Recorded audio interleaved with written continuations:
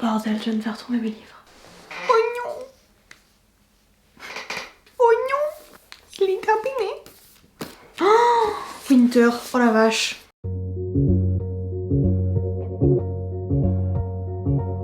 Bonjour à tous et bienvenue sur la chaîne La Bouquinade. Aujourd'hui je vous retrouve pour vous présenter ma pile à lire de l'hiver. Il y a un petit peu plus de livres que d'habitude, j'ai l'impression. Il y a de la romance de Noël, du manga, de la BD, du roman graphique. Je pense qu'on va commencer d'abord par les mangas. J'ai vachement de retard dans mes lectures, dans ma pile à lire de mangas. Je n'ai jamais eu autant de retard de ma vie, mais même dans ma pile à lire en termes général. C'est vrai que cette année, je me suis très mal organisée. Je me suis laissée beaucoup prendre par les événements, après c'est humain. Mais du coup, je me suis auto-frustrée moi-même parce que je pouvais pas lire ce que je voulais parce que j'étais pas forcément dans des bonnes conditions là-dedans, mais parce que aussi j'arrivais pas à bien m'organiser pour me dégager du temps, donc ça j'en suis complètement fautive. Et quand je vois ma pile à lire qui a considérablement augmenté cette année, en fait ça me peine un peu parce que quand c'est ta passion, ça fait quelque chose. Bref, intro beaucoup trop longue. Du coup, les mangas, et je crois que je vous en ai déjà tous présenté. J'ai des cheveux là qui chutent de partout, c'est horrible. Alors, il y a Golden Ship de Kaori Ozaki, donc c'est le premier tome et c'est chez Delcourt. Je sais plus trop exactement de quoi ça parle, je vais vous dire le résumé. Alors, Tsugo Mikaru joue de la guitare électrique, tandis qu'elle est encore en primaire, sa famille décide de déménager. Mais avant de partir, elle et ses copains, Sora, Yushin et Azari, enterrent tous ensemble une capsule temporelle. Ah si, c'est bon, je m'en souviens. Comme une promesse de se réunir au même endroit dans 7 ans, et le jour dit miracle, aucun ne manque à l'appel. Pourtant très vite, la joie des retrouvailles cède la place aux brisures de ce groupe d'amis qui n'ont pas été épargnés par l'existence. Donc nous sommes en 2e année de lycée, pas encore prêts à devenir des adultes, mais plus tout à fait des enfants non plus. Impatients, nous tournons en rond, et c'est l'histoire de notre jeunesse que je vous livre. La couverture, je la trouve assez mignonne. Enfin, j'ai envie clairement de connaître cette bande de potes là. J'ai jamais enterré de capsule temporelle, mais je crois que j'aurais trop aimé, si j'avais su le concept plus tôt, j'aurais trop aimé le faire. Alors, on va faire qui? On va faire lui. L'île aux escaliers aux éditions Moonlight. Alors le scénario est de Yutaka Kono et les dessins sont de Ai Uzuki. Je crois qu'effectivement, je l'avais déjà présenté, mais l'autre aussi, il me semble que je l'avais déjà foutu dans une palle et je l'avais toujours pas lu. Oui, parce que le principe de cette pile à lire, c'est que je ne lise pas les livres en question. Non, vraiment, cette année, c'est honteux. En 2022, j'ai prévu drastiquement de remédier à ça, mais vous allez voir ce que je prépare, c'est un petit projet, un petit peu. Dans cette histoire, il y a une légende. En fait, en haut de ces escaliers, il y aurait une espèce d'île mystérieuse et il y aurait surtout une sorcière mystérieuse. Forcément. Tous ceux qui souhaitent quitter ce haut de ces marches et cette île doivent se rendre compte de ce qu'ils ont perdu, de ce que j'ai compris, je suis pas hyper sûre, de ce qu'ils ont pu perdre au moment où ils sont arrivés. Je crois que c'est plus dans ce sens-là. Et il y a un personnage qui va rencontrer... Un personnage va rencontrer donc la fille qui est Yumanabe, qui a un regard apparemment hyper déterminé, et il a su à ce moment-là que sa vie ne ressemblerait plus à ce qu'elle a pu être. Voilà, c'est hyper énigmatique comme résumé, et j'en sais pas plus. Ensuite, on a de l'autre côté de l'horizon, et là je crois que c'était l'employé et la jeune fille. C'est un mec qui s'appelle Miyake qui décide de tout quitter, de son boulot et tout, ça le déprime vachement, c'est un boulot où il y a pas mal de surmenage, etc.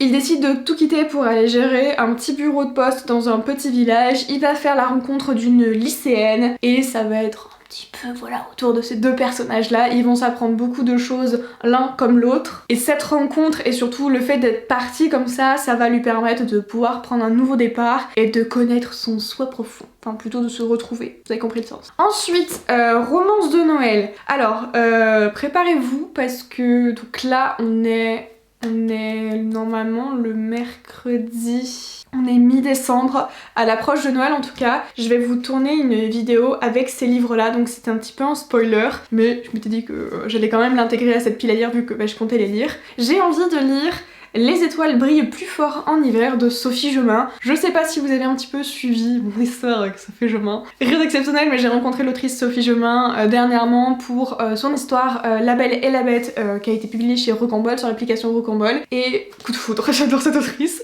Déjà que j'ai surkiffé Les Étoiles de Noce Ed. Je sais pas, je trouve que elle parle très très bien de ses livres et ouais, c'est une autrice à qui j'ai envie de faire complètement confiance. Et du coup, elle m'a fait envoyer en plus. Je me sens un peu privilégiée. Donc son roman, donc une romance de Noël, je ne vais absolument pas vous dire de quoi ça parle parce que du coup c'est pas du young adulte, donc c'est une histoire dite classée en adulte, donc c'est pas quelque chose dont j'ai forcément l'habitude et j'ai vraiment envie de me laisser la découverte totale. Donc je pense que certains connaissent cette histoire. Dites-moi si vous avez apprécié et de toute façon vous aurez mon avis prochainement dans un vlog. Ensuite, je pense que vous l'avez vu dans le book haul, j'ai prévu de lire Cet hiver de Alice Oseman. Donc c'est une histoire tirée de l'histoire principale Heartstopper avec Nick et Charlie. Je vous présente plus l'histoire de Nick et Charlie et d'ailleurs bon, l'autre ne sera pas mis dans ma vidéo vlog. J'ai une barrette qui vient de tomber, c'est le gros bordel dans cette pièce, vous voyez pas mais c'est un désordre sans nom. J'ai entamé dernièrement et du coup je l'inclus aussi dans cette pile à lire l'autre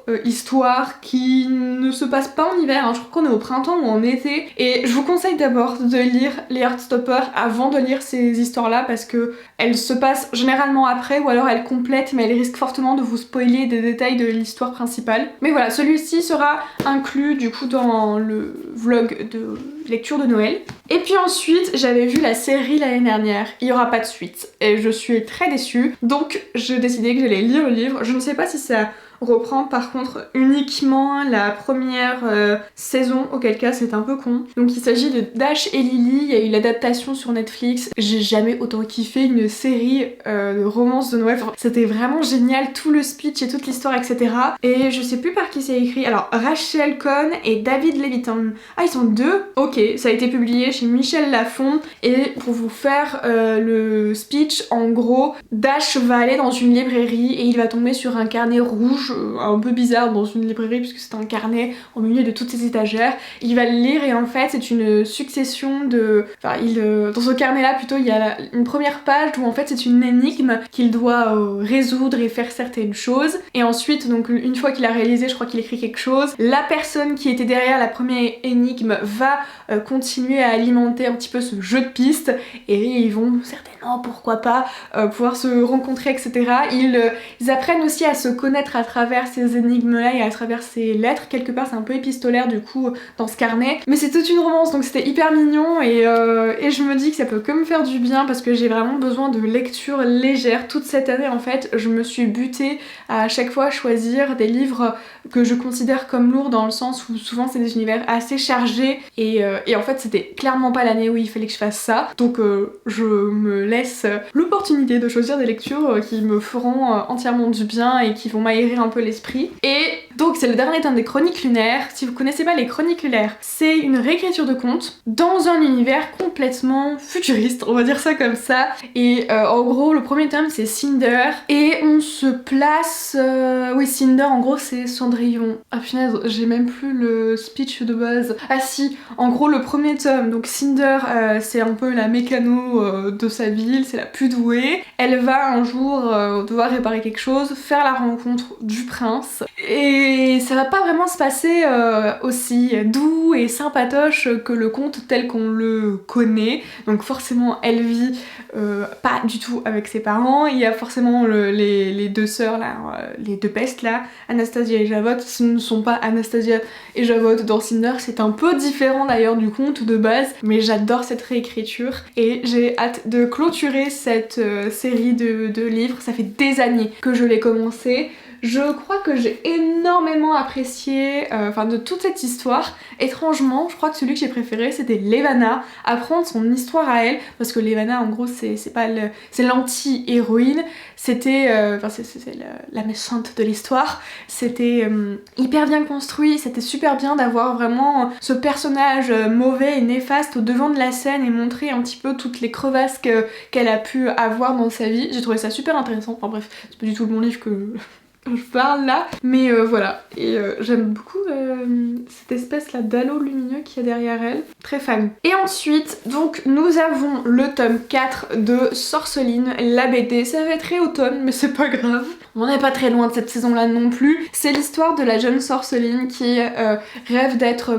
c'est pas la magie existe, ça c'est...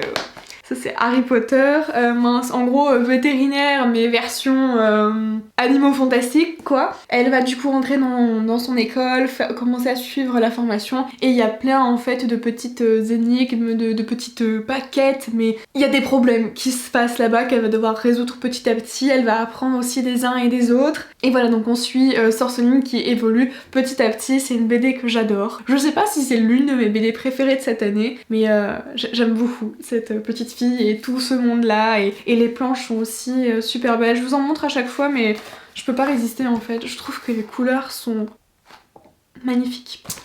Bref. Je vous l'ai montré aussi récemment, j'ai reçu de la part... Ah oui, là c'était chez Vent d'Ouest et c'est encore chez Vent d'Ouest ici. Il s'agit de Blue au pays des songes, donc le tome 1, La forêt envahissante. On est d'accord que c'est super beau. Alors, je viens de relire la 4ème de couverture. Donc nous avons Blue qui est une petite fille comme les autres. Elle est beaucoup dans ses rêves, elle apprécie fortement enfin, sa maman, son petit monde à elle. Et un jour, un avion en papier, en fait, comme on peut le deviner là un petit peu autour, enfin non, si ça fait des avions en papier là tout autour, va venir frapper à sa fenêtre. Ça va cacher un colis et à ce moment-là, ça va faire basculer sa vie, évidemment. Elle va être propulsée dans une espèce de forêt, je crois, non, dans un monde de ténèbres où le gardien d'une forêt malveillante a emprisonné les songes et leurs propriétaires. Et donc pour sauver sa mère et ses proches, elle va devoir partir à l'aventure et affronter ce destin terrible. Pire résumé que j'ai pu faire. Bah tenez, la découverte de l'avion de papier là, c'est super beau. Vent d'Ouest, franchement, je suis archi fan de vous. Si vous passez par là, vous faites un boulot incroyable. Ah oui, j'ai pas dit de qui c'était fait ça. Là, c'était de Sylvia Douillet et Paola Antista. Et ici, on est sur... Enfin, c'est qui l'a fait? C'est David Toseyo. Voilà. C'est tout pour cette pile à lire hivernale. J'espère que ça vous a plu. Dites-moi ce que vous avez prévu de lire cet hiver pour Noël, pour les fêtes, etc. Si vous avez des remarques par rapport à certains livres ou des questions... Je suis dispo dans les commentaires ou même en message, peu importe. Sur ce, je vous souhaite de bonnes lectures et je vous retrouve dans une prochaine vidéo. Bye!